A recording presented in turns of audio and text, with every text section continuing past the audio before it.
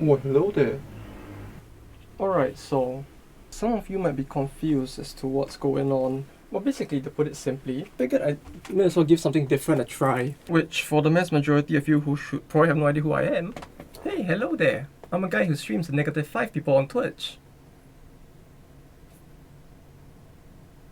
But yeah, the main reason why I figured I'd give this a try is due to the fact that I realized recently that for some of the stuff that I really want to create as content, it's a bit hard for me to do it as a stream, stuff like this, where I really want to introduce an event, but you know, as much as people like to believe that Japan is this high-tech country full of robots and stuff, it's like you don't really get very good internet here more often than not when you're just a normal salaryman.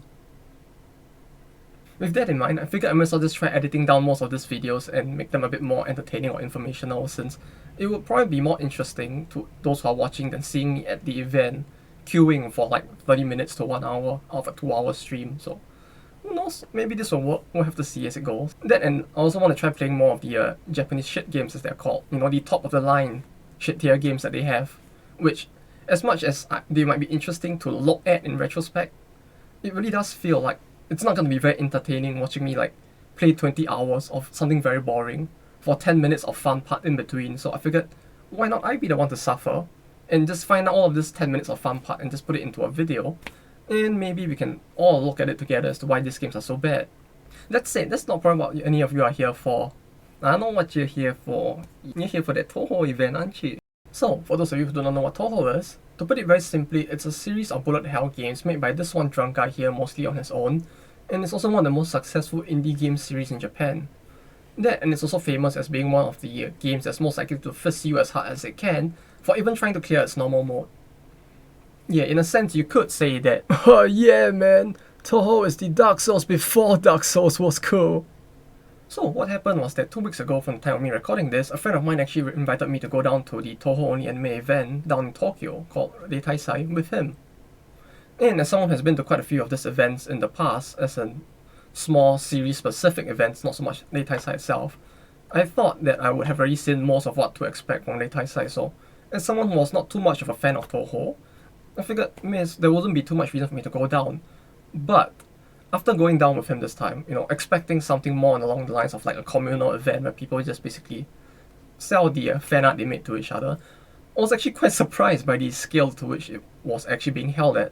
So while it might be impossible for me to go down to every single anime event due to the sheer number of them, I actually have gone to quite a few of them, and I do repeatedly visit some of them as well. You know, you have your big S tier ones like your Comic Cat or your Anime Japan, which are basically some of the biggest ones and that do get a lot of overseas media coverage as well, to your medium-sized ones, which actually hold quite a few, and like a mini Comic Cat, like your Comic One, and well, arguably I would say that Reitaisai itself actually could be considerable a medium-sized one due to its scale and amount of content that actually is being produced there.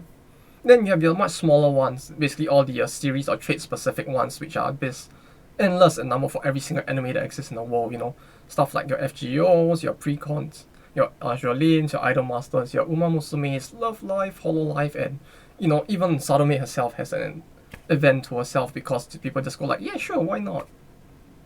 So at this point, some of you might have noticed that I actually categorize the Touhou only events separate from most of the other series-specific events, and the reason for this is just simply because the event itself is just on a completely different level, both in terms of the scale, as well as in terms of the content that's being generated in the event itself.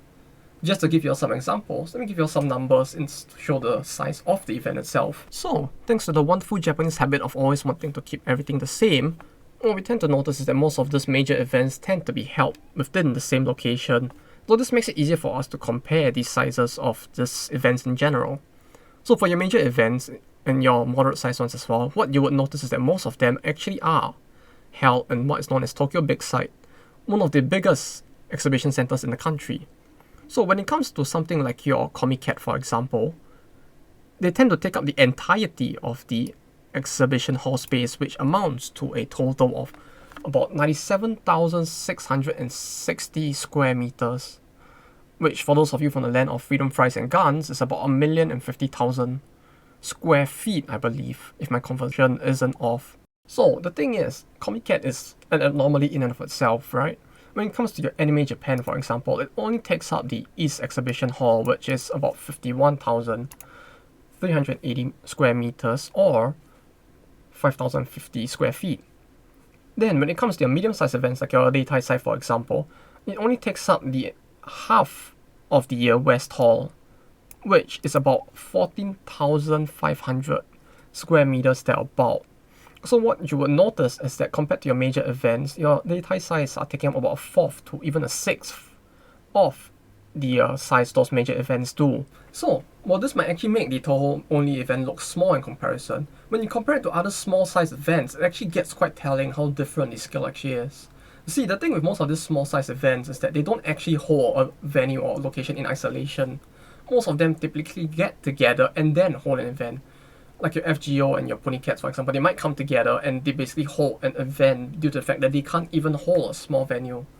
Whereas your Reitaisai is actually able to hold two whole halls in Comic Cat itself. So, in comparison, when it comes to the small size events that most of these series tend to hold, they tend to be held in a place in Yokohama called the Marineria. And this location is actually only 1,630 meters square large. What this means is that compared to something like your Reitaisai, this is almost a ninth or an eighth of the actual total size. Meaning that not only is Touhou able to hold down a location on its own, which is already impressive in and of itself, it's actually able to hold a location that's 8 times the size of most other series-specific events. So, when it comes to the event itself, what exactly makes it so special would be one thing that most people will be wondering. Hopefully I can show you! For those of you who might have been wondering how the event itself was, actually pretty impressive. Like, aside from the fact that I actually got lost at the start and ended up in a dental convention, when I first got there and went down the escalator, the first thing I saw was the artist area where you could basically draw your own art. And the location where you could do that was already half the size of the convention in Yokohama itself. Then, when you actually go further down as well, you will actually come across even more art that's already put on display. And most of it's actually pretty nice. Like, the thing to me is more the fact that it feels very communal and heartwarming. You know, just seeing like art put up by the artists who are actually on site as well. Most of the visitors just putting up whatever they want to for others to see. It reminds me a lot of these smaller events, because this is something you would really not see at an event as chaotic as Comic Cat, but more at like a small scale convention like your Uma Musume or correct series specific ones. Walking around the area, it's like you really do get to see a lot of spectacular art put up with the credits to the artists themselves. Then, and in the background, you do have a stage event going on as well, which, unfortunately, due to the fact that it wasn't scheduled at all, was kind of hard for me to tell what was going on. However, what it did seem like was going on was just people cheering along to the music from the mobile game, if I'm not mistaken. Which, seeing this chill, interactive stage event, though I noticed this to be common in events overseas, it tends to be quite rare in Japan, particularly in the larger scale events. Going into the hall itself, the first thing you're just greeted by is just a bunch of cars on display. Now, I'm not much of a car person, you know. Living in Japan, we don't exactly get much access to cars. You know, as it is, just getting a bicycle and the insurance for a bicycle in Tokyo is already costly enough. But that's it. The number of cars that were on display, most of which were basically cars of the artists and others who were actually visiting the location and who volunteered to let their vehicle be parked there. Well, the word in Japanese for that kind of vehicles would be called Itasha, which is basically a the way to explain it in Japanese is a little weird since it will end up being called a pain car, but basically it just means a car that's more painful to look at as someone from the outside looking in rather than the other way around. So for people inside the circle itself, it's basically used as a form of pride as well, basically as the way people would use the word weep or stuff like that. These people basically use the term to, well, describe their cars which are just designed and pretty lovely at that to the theme of the series itself. Then, and I could be mistaken, but this truck that I saw in the place as well, it reminded me a lot of the Izakaya Burp Touhou game as well on Steam, which I just happened to have begun to play around the time of me recording this, so it was a pleasant surprise seeing this there as well. Moving past the car gallery, you end up in the cosplay area, which we're just gonna walk past because it felt very awkward just standing there recording when most people were actually politely queuing up with their gear and all to actually take pictures. So moving on from there, you actually basically end up in an area where they're displaying all the different games as well as official goods. But anyway, you have a bunch of games on display, both the mobile game as well as a bunch of others that were basically just on display like Taiko and the arcade game which no one could actually touch and so on and so forth, as well as the RPG game on the Switch, I believe, which when you take into account the number of games that are actually on display here, it actually makes it feel kind of like a mini game convention in a way as well. So, moving on from the game segment, we end up in what looks like a small, official, corporate booth looking segment with booths that look like something you would see in most other conventions in general, not even just the anime ones. That's it, there really wasn't too much, that popped with the booth itself since they're selling mostly just corporate-ish looking goods. So, instead, after staring at the RGB shirts and shoes for a little, which felt like they were slowly rotting my brain a little, we move on to the indie creator content segment of the convention, which takes up about, I believe, maybe 3/5 of the entire hall space as well. And this was the part of the convention that was most interesting to me, if anything, because while most people would typically generalize user-created content for this kind of subculture with certain parody thin books that people would think of first, but surprisingly, when it comes to Touhou, and I might need to pause here a little for you guys to see it clearly, but what you'll see is that the first booth that actually comes into our vision is one selling music albums instead. And stuff like this is what makes the Reitaisai in particular so interesting to me. Because unlike most anime events in Japan where the large portion of the booths or the groups in general will be selling parody theme books instead, for Reitaisai, a large proportion, maybe about 50% of the event, if anything, were actually selling everything ranging from music to accessories, and even more, which you'll see later on as well. Though back to the music, the most interesting thing about it all to me was just the sheer number of genres you see there. You really had everything from like jazz to pop to EDM as well as metal. And the thing is that most of these bands, they're actually pretty good. And some of them have actually gotten quite successful and famous outside of Japan as well, from their humble beginnings selling at this kind of events. Bands like Touhou Bossa Nova, which is largely doing cafe jazz, ambient music, which most of it's actually pretty good. Then you also have big metal bands like Unlucky Morpheus, which initially started doing quite a few Touhou covers as well, and then they just broke out into the general metal scene in general. And it's not just music either, we still end up passing groups selling all sorts of different things as well, ranging from play mats for you to put your card game cards on so that you can both distract your opponent with your anime waifu while ensuring that your cards don't touch the peasant tables of the tournament area, to things like tapestries for you to put on the wall so your parents can stare at you in shame, as well as even things such as people selling their own, like indie games based off an indie game. Yeah, I don't know, the layers are really just getting thicker there it seems. Though, that said, walking through the fan-made goods segment of the event really reminded me a lot of the game itself, with the array of colours just blinding all of your senses. Except this time, you're not being attacked by a hail of bullets, but by a hail of waifus instead. Though that said, personally for me, the goods that I found the most interesting at least were the ones that lay beyond the Great Wall over here. And as we pass through the wall from west to even more west, what we start to see is goods that felt like they required even more technical skill to create. Stuff like leather straps, or leather works in general, as well as accessories in terms of jewelry, which felt like they required a lot more metalwork skill in order to just be able to create them as well. And as we walked through them, I actually found some that were actually quite interesting to me as well. And well, I ended up buying something in the end. And I know it might look a little agey, but yeah, it's Japan. I'm sure I could make this work somehow, right? Close to where I was trying to stand around as unsuspiciously as possible, there were actually 2 card games on display as well, both seeming to be 1v1 Touhou-themed TCG-ish card games, which I talked to the staff there, or the group that was putting on display, and I actually got to learn a bit about the games. They were actually quite interesting, although they were pretty hard to pick up as well on the fly like that. Well, with a game series as difficult as Touhou, I guess it's to be expected that the card game will be as difficult as well. Then there's other unique stuff like these decorated glass bottles here, and as you move even further, you would see more accessories and jewelries being sold. Like the amount of variety as well as the number of groups that are just there selling this stuff. Just walking through this length of booths, it really feels more like I'm not so much walking through an anime event, but like kind of a bazaar instead at points. And over here you have groups selling art as well in the form of either posters or tapestries, as well as stuff like tote bags and can badges. Slightly further on there was that hat store as well, selling quite a few hats that I don't think you would want to wear to a normal social gathering, but it looks pretty good as well. And yeah, this just makes me want to reiterate the whole point of like there being just so much variety in the stuff on sale that it really just felt like such a breath of fresh air compared to most of the other events that I've gone to. Also, you had a group there that was selling their own handmade figures, which I don't know how difficult those are to make, but yeah, impressive enough to me. Moving forward from here, you would actually end up then in the last part of the convention, which is where the fan books or parody books are, or as they're known better outside of Japan, either doujins or thin books.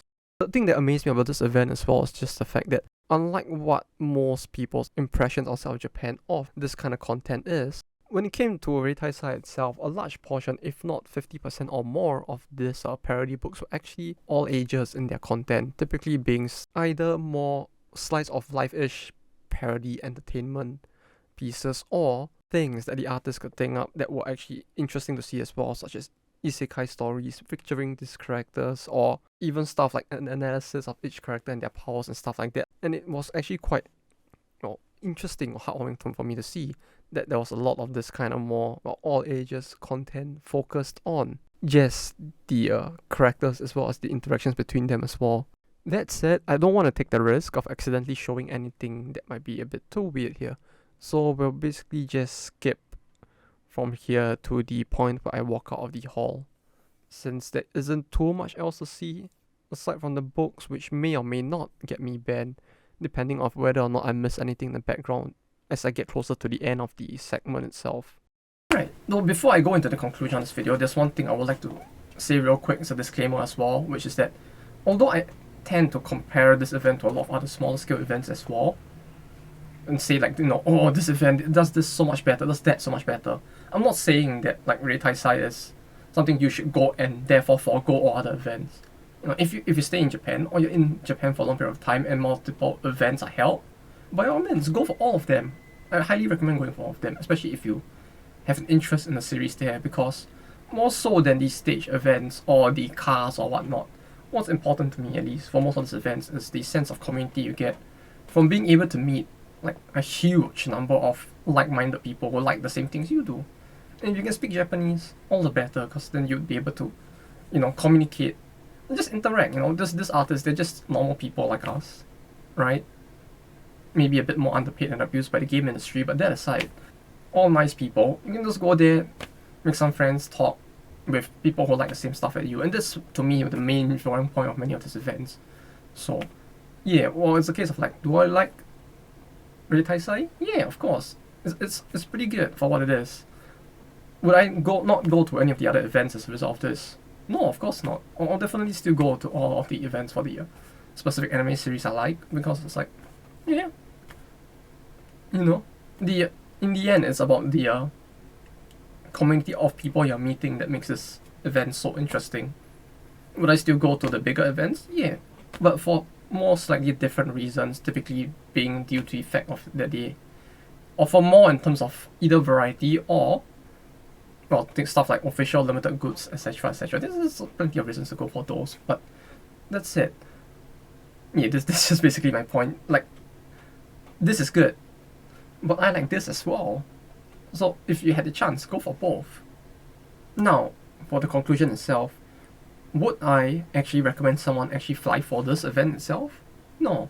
I wouldn't even recommend someone fly for TGS, the Tokyo Game Show either. Like, flying specifically for an event, unless it's something extremely major, I would say it's probably not worth it. That said, if you happen to be able to fly during that period, and you're going to Japan for other events or for an overall holiday, and this just happens to be in the middle, then yeah, sure, do it. Like, I would really recommend going to this event just because of how unique it is, to see for yourself like how much there is to see at this event. And if you have time to see other events as well, yeah, go ahead. It will give you more of a perspective on what I'm trying to say as well. Though alright, that brings us to the end of this video where I talk about an anime event where people celebrate little girls that shoot RGB bullets at you. If you happen to have any comments or feedback on how I could have improved this video, do let me know in the comments down below. As I've mentioned before, this is my first attempt at making a long form video, so there's probably going to be quite a few kinks in the video itself, and probably not in a good way either, so probably going to work on that if you have any comments. If commenting down in the comments itself is not your thing, there should be a link to my Twitch channel down there as well. You can find me streaming on Twitch around 3 to 7 p.m. on Japan time on the weekends. So you can tell me there in real time how much I suck and what I could improve if you want. But that's it. The next few videos would probably be more gaming related, where I try out some of the very, very horrible games that Japan has. The kusoges, or shit games as they're called, since Japan has a culture of celebrating this wonderful shit. So it'll mostly be videos about me playing it, trying to explain what is so bad about them and the reasons why this have gone down in Japanese history, or well, gaming history as much as they have. In terms of event videos, I'll probably do another one that might release January or February for Comic-Cat, because that's at the end of the year. Then I'm gonna take some time to actually edit that to another long form video, so that might take a while. But until then, you know, if you're interested in either of these two type of content, you could just subscribe down below somewhere. It'll probably give you notifications if you hit the funny other button as well. Then when these videos come out, you'll be able to see them too.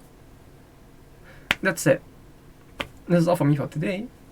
Hope you all have a good time until we meet again. So take care and bye-bye.